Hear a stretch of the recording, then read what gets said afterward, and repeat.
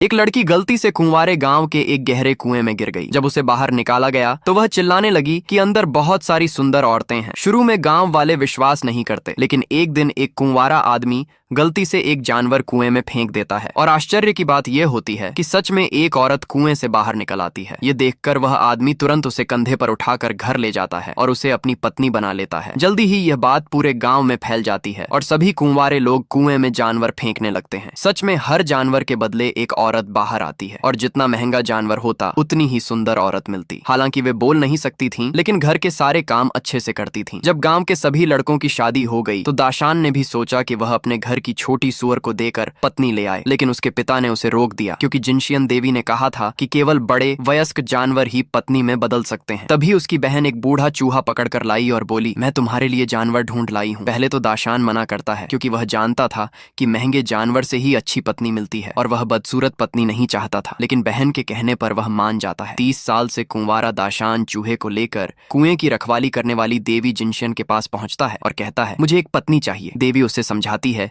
कि अच्छा जानवर ही अच्छी पत्नी देता है और यह चूहा कुछ अजीब चीज बना सकता है, लेकिन गरीबी के कारण दाशान कहता है कि जो भी निकले वह मान लेगा, बस औरत होनी चाहिए। बहन भी देवी से विनती करती है, लेकिन देवी मना कर देती है। तभी मौका देखकर दाशान चूहे को चुपके से कुएं में फेंक देता है। देवी उसे चेतावनी देती है कि बाद में पछताना मत, लेकिन दाशान तो बस पत्नी चाहता था। देवी घंटी बजाती है, कुएं से धुआं निकलता है और दाशान खुशी से चिल्लाता है, मेरी पत्नी आ रही है। लेकिन जैसे ही हाथ बाहर आता है उसे कुछ अजीब लगता है। जब वे उसे बाहर निकालते हैं तो देखते हैं कि वह एक 80 साल की बूढ़ी औरत है। यही वह पत्नी थी जो चूहे के बदले मिली थी। तब दाशान अपनी बहन को दोष देने लगता है और कहता है कि उसी की वजह से उसके साथ धोखा हुआ। इसका अगला पार्ट देखने के लिए चैनल को सब्सक्राइब